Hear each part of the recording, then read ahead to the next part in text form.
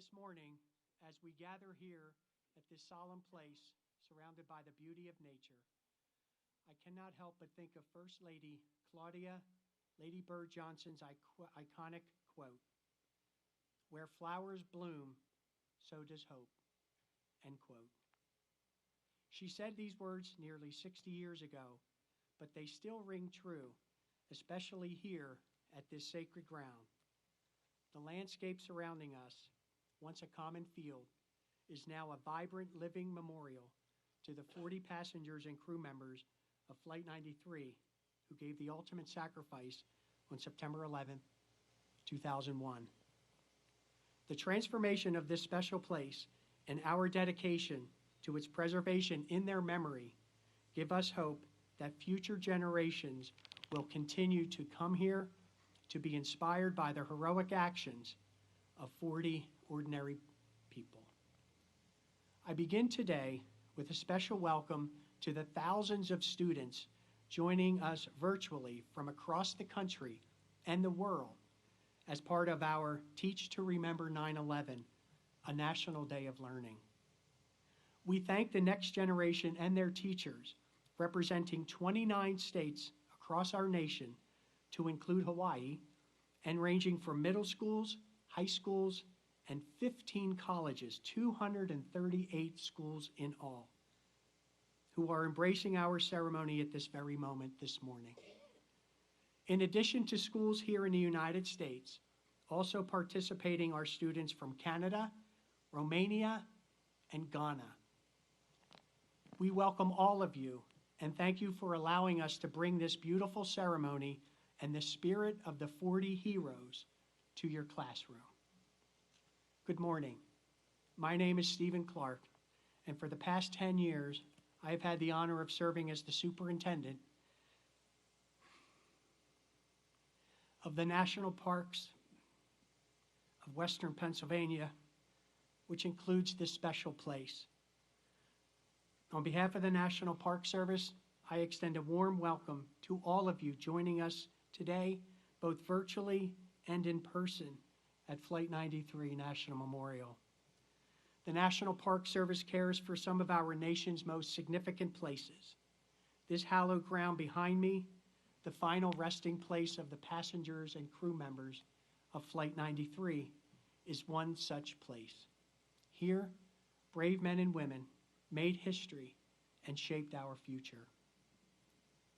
Those individuals made a collective decision that changed our world forever 24 years ago this morning. Their decision to fight back against the terrorists who had hijacked their plane saved an untold number of lives and preserved the U.S. Capitol, the symbol and center of our democracy. We honor their actions as a truly heroic display of unity, courage, and defiance in the face of tremendous adversity. As we pause to reflect on the events of 24 years ago this morning, let us begin this moment with the Pledge of Allegiance. Please rise as you are able and join us in reciting the pledge. Leading us this morning are Flight 93 ambassadors, Pat and Ron Reinbold. I pledge allegiance to the flag of the United States of America and to the republic for which it stands, one nation, under God, indivisible, with liberty and justice for all. Please be seated.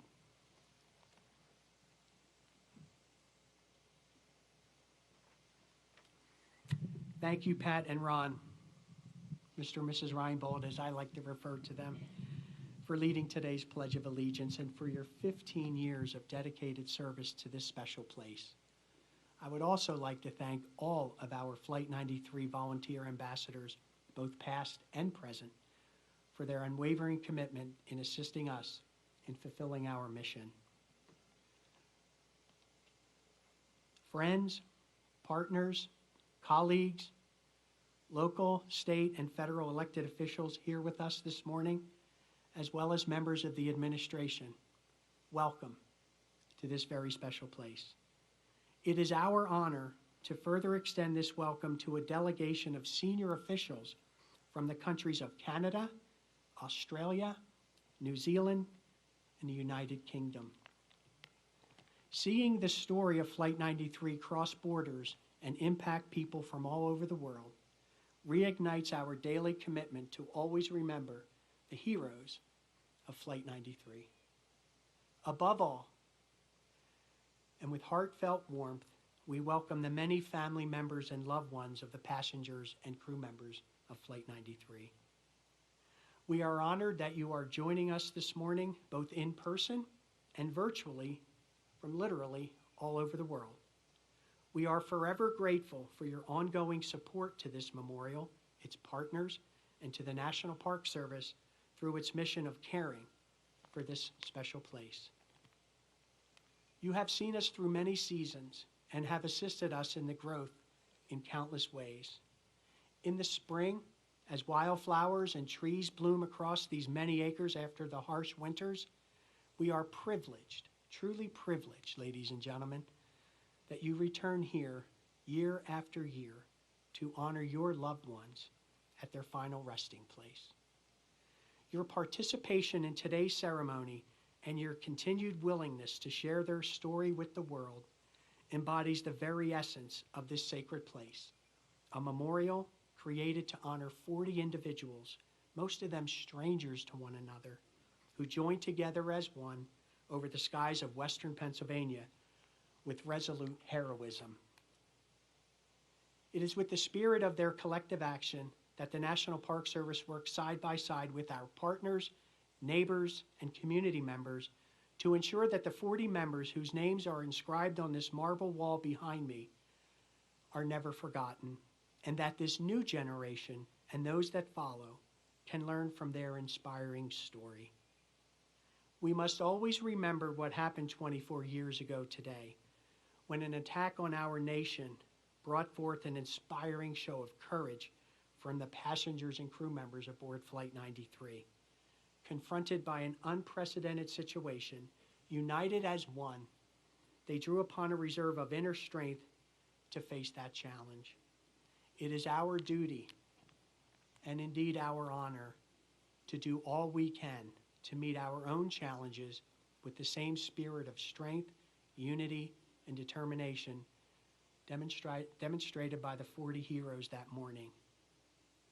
Rising to meet another unexpected challenge here at the memorial, last year the National Park Service and the Friends of Flight 93 initiated the first phase of a public-private campaign entitled the Resiliency Project. This multi-year project seeks to revitalize the nearly 2,000 deciduous trees within the 40 memorial groves and the Alley Trail. With the tremendous support of the National Park Service's Olmsted Center for Landscape Preservation, experts from Cornell University, Pennsylvania State University, and the State University of New York College of Environmental Science and Forestry, we have begun the process of improving tree health and soil conditions to ensure that these living tributes planted for each of the 40 heroes will remain here growing strong for future generations. We thank these organizations and these prestigious institutions for their expertise and their commitment to seeing this long-term project through to completion. We also extend our deepest gratitude and appreciation for the unwavering support of the Friends of Flight 93, led by Executive Director Donna Gibson. From the Resiliency Project to the Teach to Remember Project, the Friends organization and their board of directors have provided essential volunteers, resources, and community engagement with class and dignity. We thank the entire Friends organization for their passionate and resilient commitment to assist us all in fulfilling our mission. Helping to honor the 40 passengers and crew members this morning is retired forester Scott Egerud. For many years, Scott provided essential technical assistance in our reforestation efforts. He and the staff at the Department of the Interior's Office of Surface Mining Reclamation Enforcement, or OSMRE for short, supported the decade-long effort to reforest this former coal surface mine with native tree species. Scott will lead the reading of their names, joined by family members who have made their journey here from across our great nation and around the world to read the name of their loved one. Joining Scott and family members are Chet Edwards and Michael French. For 12 years, Chet, a now retired reclamation specialist and field supervisor for OSMRE, served as a volunteer and team leader in our reforestation efforts. Chet is joined by Michael French, the director of Green Forests Work, a nonprofit organization who has provided funding, tree seedlings, equipment, and expertise to the memorial. After each name is read this morning, Chet and Michael will ring the bells of remembrance in memory of the 40 passengers and crew members of Flight 93. Through the guidance and dedication of experts like these gentlemen, more than 4,800 volunteers planted over 152,000 tree seedlings on 216 selected acres of the memorial. Collectively, we offer our sincerest respect, appreciation, and gratitude to the entire reforestation team, and especially the members of the Office of Surface Mining, Reclamation, and Enforcement. Attending today's ceremony is Acting OSMRE Director, Mr. Tom Shope. We thank Tom and all those Department of the Interior employees for their participation in today's ceremony and for their dedication to making this place a world-class memorial and living tribute to the passengers and crew members of Flight 93. We further extend this gratitude for the unwavering support of the many bureaus and offices that make up the United States Department of the Interior. We thank the leaders of this organization, including Deputy Secretary of the Interior, Catherine McGregor, who is in attendance with us here this morning, who, in the spirit of the passengers and crew members of Flight 93, foster a culture of teamwork and dedication. As we prepare for the reading of the 40 heroes' names, followed by the beautiful bells of remembrance, let us all, at this moment, reflect on their actions on this very morning 24 years ago and how their sacrifice ultimately saved the lives of so many.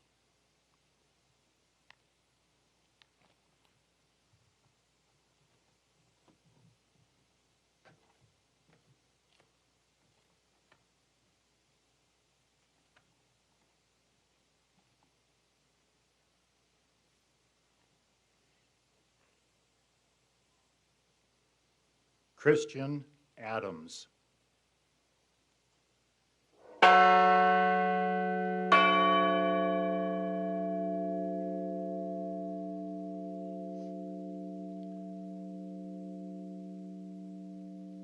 Lorraine G. Bay.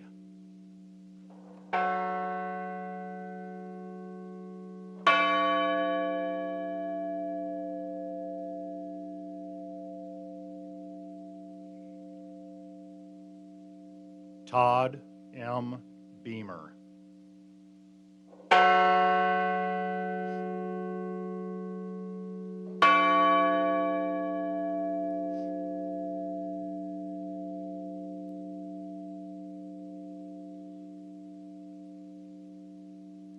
Alan Anthony Bevan.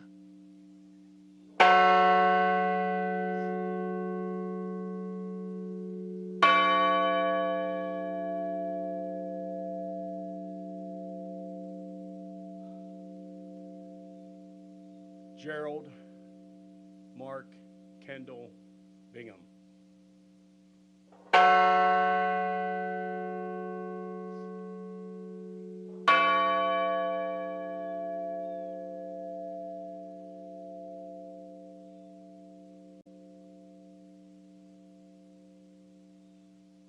Sandy Waugh Bradshaw.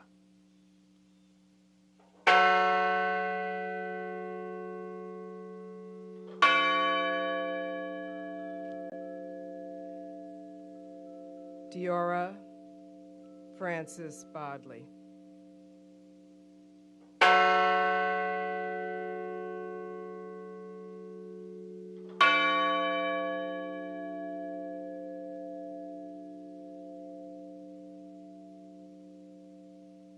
Marion R. Britton.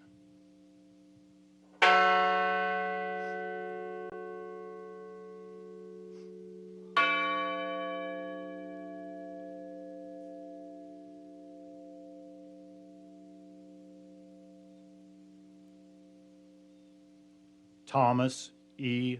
Barnett, Jr.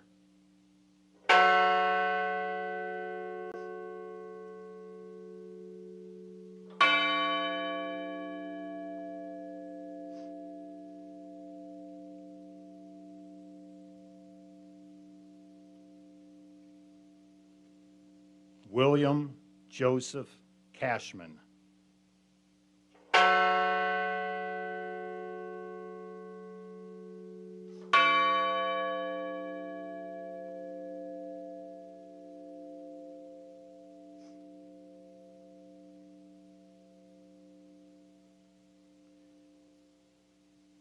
My sister, Georgine Rose Corrigan Marisay.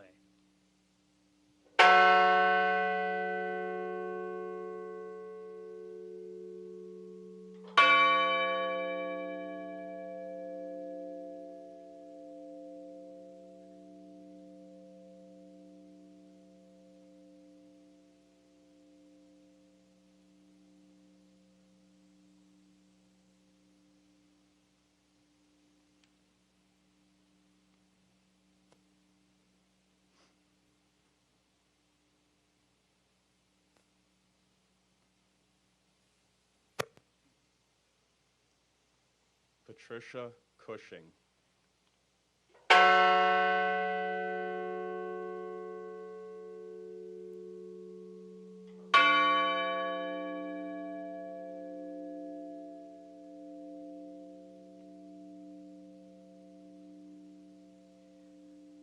A wonderful son, brother, father, and superior pilot, my cousin, Captain Jason M. Dahl.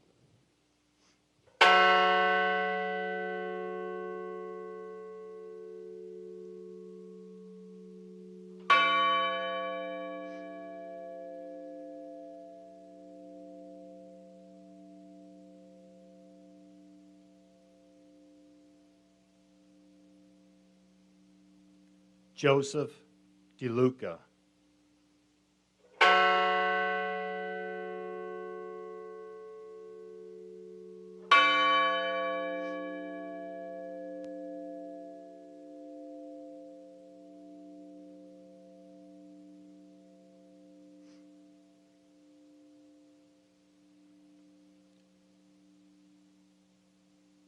Patrick Joseph Driscoll.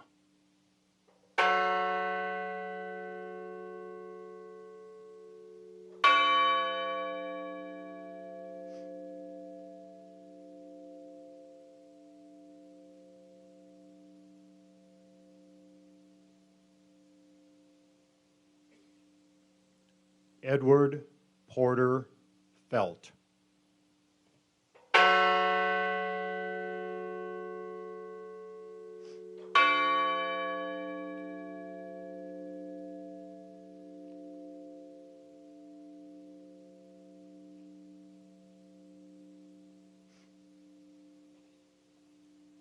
Jane C. Folger.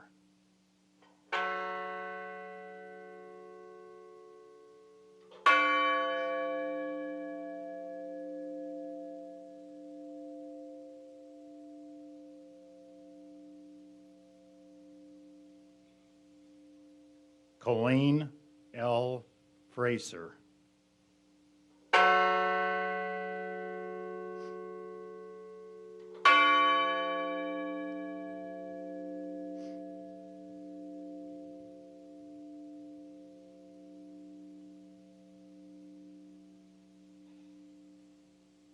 Andrew Sonny Garcia.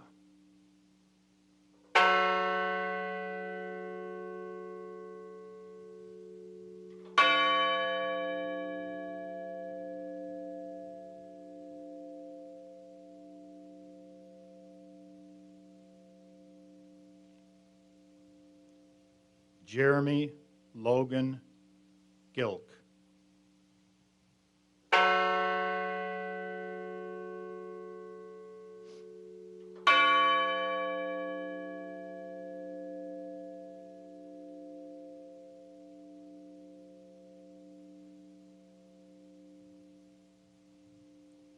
Kristen Osterholm White Gould.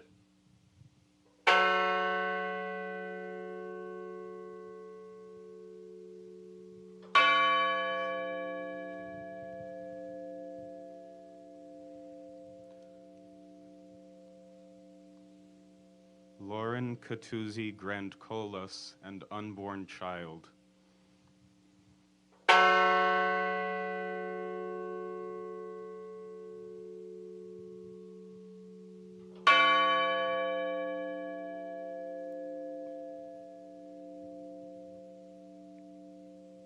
My sister, Wanda Anita Green.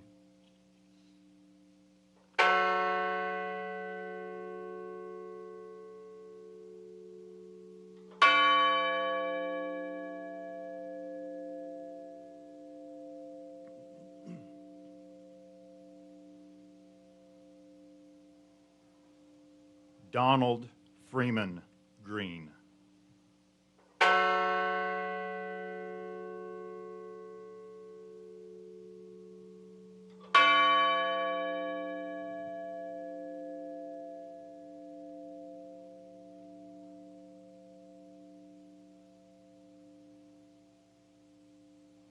Linda Grunland.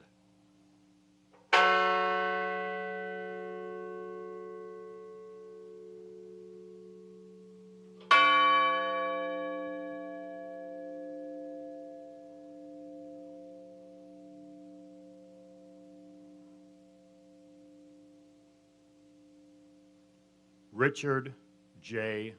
Wadagno.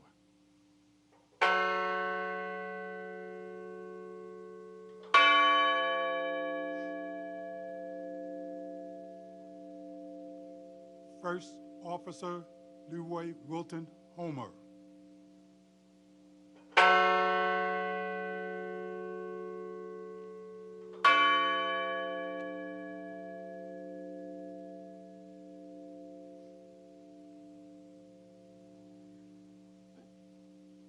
My son, Toshia Kuge.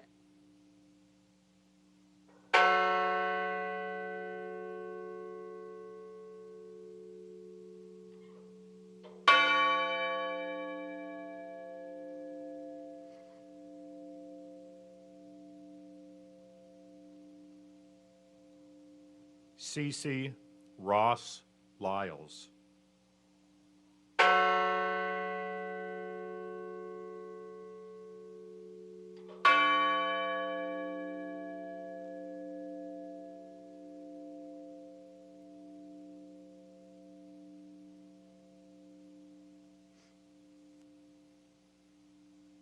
Hilda Marson.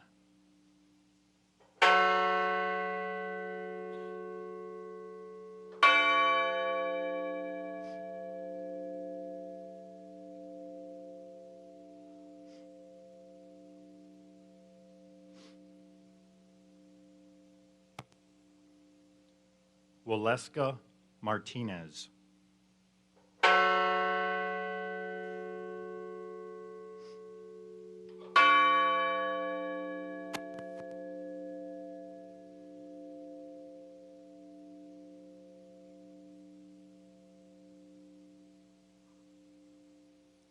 Nicole Carol Miller.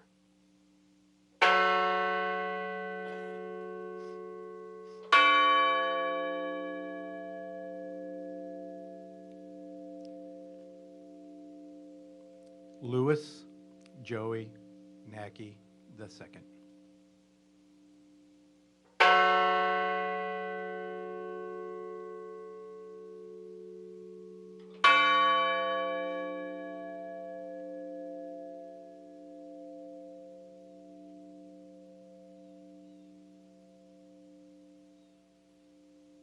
Donald Arthur Peterson.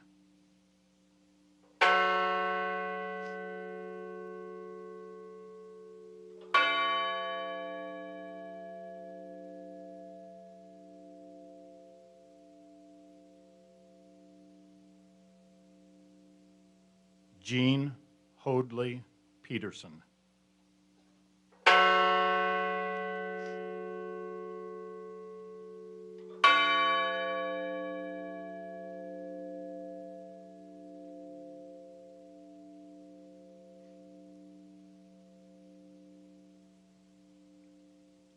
Mark David Rothenberg.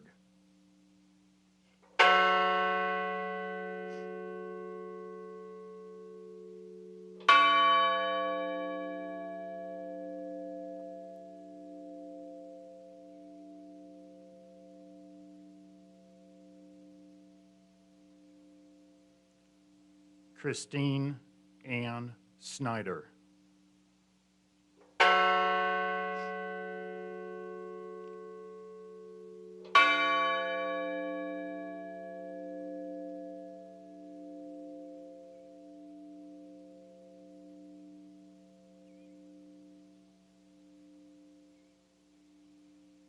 John Talagnani.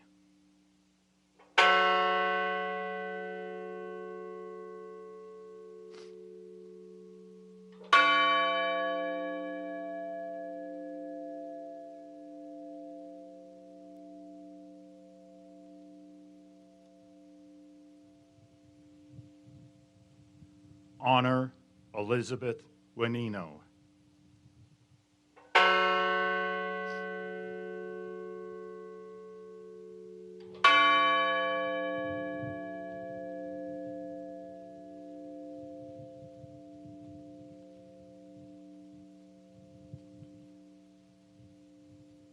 Deborah Jacobs Welch.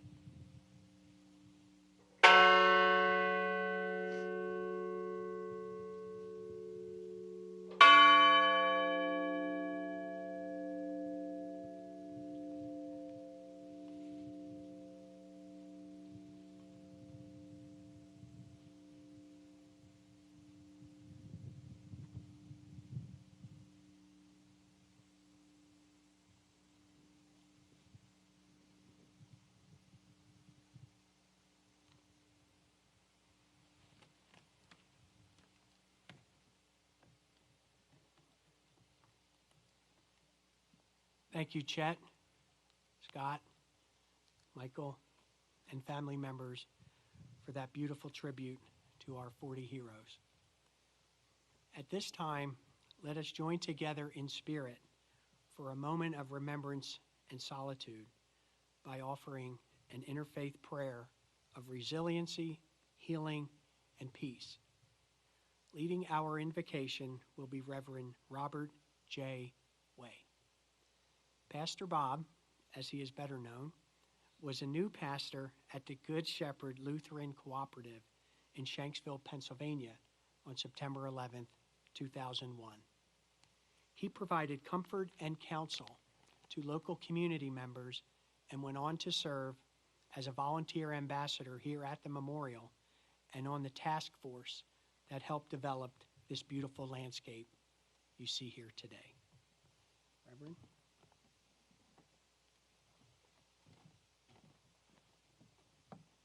Good morning. Please join me in a moment of silence to honor the heroes of Flight 93 as a group, as we have just lifted them up individually.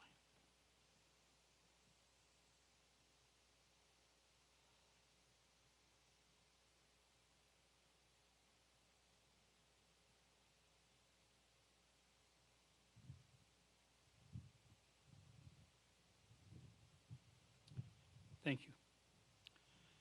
Approximately 23 years ago, a collaborative group of stakeholders, including local community members, first responders, government officials, and representatives from the Flight 93 families, gathered to discuss erecting a memorial to honor the 40 individuals who heroically fought against terrorists to prevent further loss of life.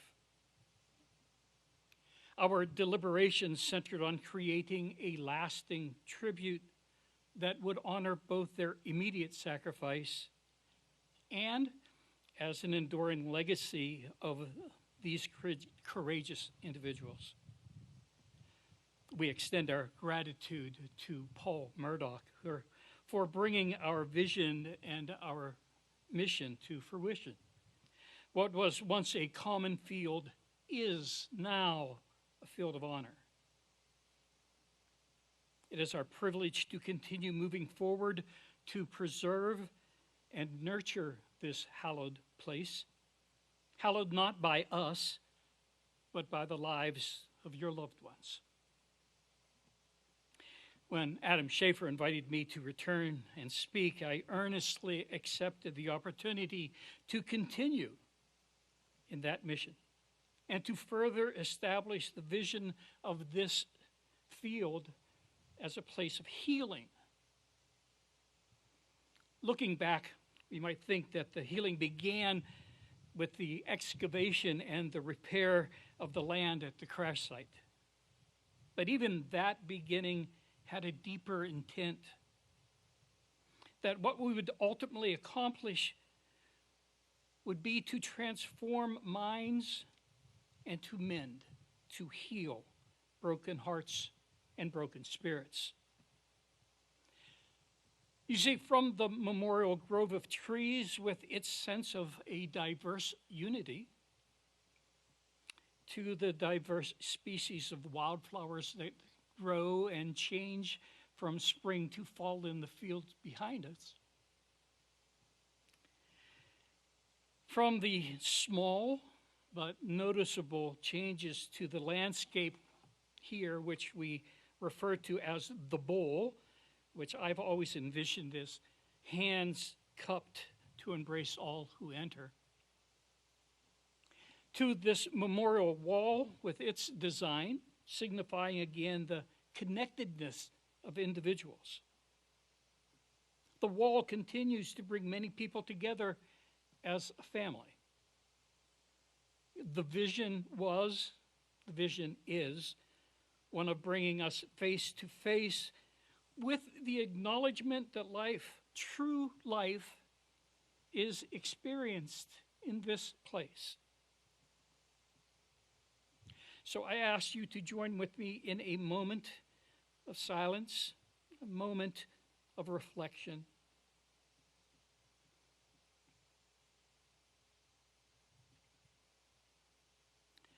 Holy God, we ask that you would be with us. We invoke your presence upon us. Each and every time we gather wishing to learn more about ourselves.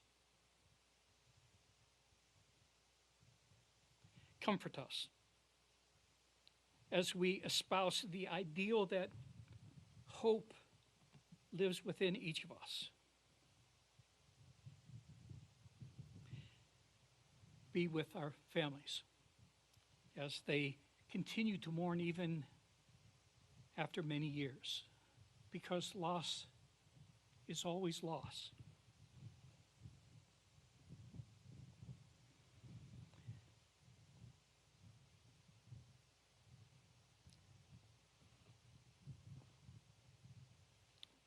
The wall that continues to bring us together is separated by little gaps between each of the names. It's designed that way by Paul to remind us that these are individuals, but the wall as a whole represents the unity of their decision. So, Holy One, we seek your guidance. We seek inspiration, knowledge, and hope. We seek your guidance as we persist in our efforts to affirm that life always triumphs, that life continues even amid heinous terrorist acts. And we humbly gather here with the hope that our lives may change as well. Small changes, but changes nonetheless. Be with us then as we continue throughout this day, throughout this ceremony. comfort us and confront us.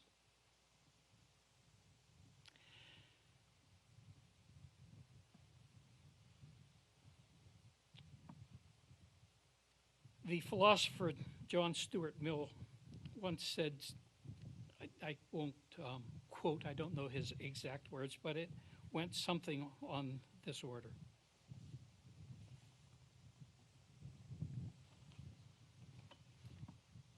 Evil needs nothing more to succeed than this: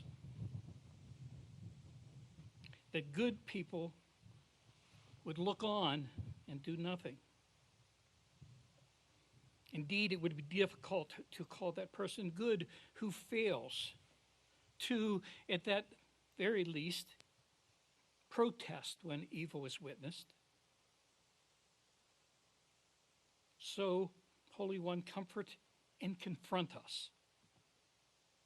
Provoke us to action when we see the wrong. Thank you all.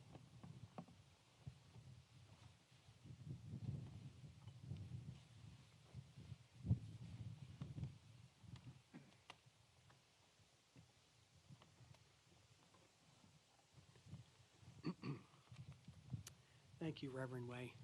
It was absolutely beautiful. The 40 brave men and women aboard Flight 93 were among other heroes to emerge on that tragic day.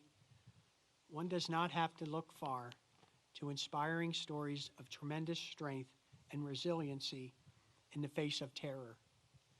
Future generations learning about the events of September 11th can find countless examples here at Flight 93 National Memorial, in New York, and at the Pentagon of ordinary people who willingly risked their own lives in an effort to help and save others. Their actions on that morning and the days that followed represent the very best of humanity, and we are forever grateful for their acts of courage. We remember them and the 2,977 individuals whose lives were lost at the World Trade Center and at the Pentagon that day. The men and women at Flight 93 National Memorial are honored to work side by side with many individuals and groups to ensure that they are never forgotten. I wish to highlight several of those neighboring organizations this morning. Patriot Park honors the 7,072 American service members who gave their lives in the global war on terror. While the Remember Me Rose Garden, a beautiful living tribute to the passengers and crew members of Flight 93, furthers our collective efforts to honor the 40 heroes. A visit to these sites provides additional opportunities for visitors to Flight 93 National Memorial to pay tribute to America's heroes. And finally, the September 11th National Memorial Trail. Founded by David Brickley, who is joining us this morning, this trail, ladies and gentlemen, this trail brings walkers, runners, and cyclists to this site as part of a 1,500-mile system which connects the 3 9/11 attack sites. We thank David and all of our partners for their efforts in developing new ways to pay tribute to those lost in the terrorist attacks of September 11th. We thank these proud and patriotic organizations and local businesses who go above and beyond year-round at the memorial. Individuals like local business owner Danny Dively have exhibited tremendous pride and craftsmanship across the memorial and are greatly appreciated by staff, volunteers, and visitors. Danny and his wife Annie are joining us this morning for this very special ceremony, and for that, we are grateful. The dedicated work of so many ensures that the legacy of September 11th is carried on to the next generation forever. This includes the essential support of countless external partners such as the Pennsylvania State Police and other law enforcement agencies, the Somerset County Emergency Management Agency, state and local emergency medical services, the American Red Cross, the Salvation Army, and the National Weather Service, just to name a few. Every day, ladies and gentlemen, they work hand in hand with the National Park Service every year to conduct this beautiful memorial observance. We are continuously grateful for the willingness of so many to do all they can to honor and remember the 40 heroes and our nation, now and forever. At the conclusion of our observance this morning, I invite the families seated here to the sacred ground for a private wreath-laying ceremony. Members of the Somerset Regional Volunteer Fire Department will open the ceremonial gate and provide a salute for family members as they enter. Members of this department served as some of the first responders to the crash of Flight 93. We thank them for their resolute courage and dedication to others, and we remember the 441 first responders who gave their lives in the effort to save thousands that morning. I further express our appreciation to all members of the first responder community, both here and around the world, for their sacrifice and dedicated service. In times of crisis, our first responders stand side by side with the men and women of our military to protect this great nation and its values. We owe our servicemen and women and their families a debt which can never truly be repaid for the sacrifices they have made to save lives and preserve our freedom. Additionally, and with the utmost of respect, I would like to thank the men and women now serving and who have served in our country's military. Joining us this morning is the Secretary of Veterans Affairs, the Honorable Douglas A. Collins. Thank you, sir, for joining us this morning on this sacred ground. Also, I'd like to welcome and personally thank the sailors and officers joining us today from the USS Somerset, based out of San Diego, California. Named after Somerset County, Pennsylvania, the USS Somerset represents the heroic actions of the 40 passengers and crew members of Flight 93. As this vessel and others like her traverse the world, it carries with it a message of collective sacrifice and courage in response to overwhelming adversity. XO, sir, thank you for being here. As we come together to conclude this beautiful ceremony, let us never forget when the events of September 11th have passed from living memory, it is our hope that this awe-inspiring memorial, created through the tireless efforts of so many, will allow future generations to embrace the powerful story of Flight 93. As life continues to grow here in this beautiful field of honor, so does our hope that future generations will learn of the extraordinary actions of 40 ordinary people and be inspired to act with the same unity and courage to face their own challenges today and forever. Thank you.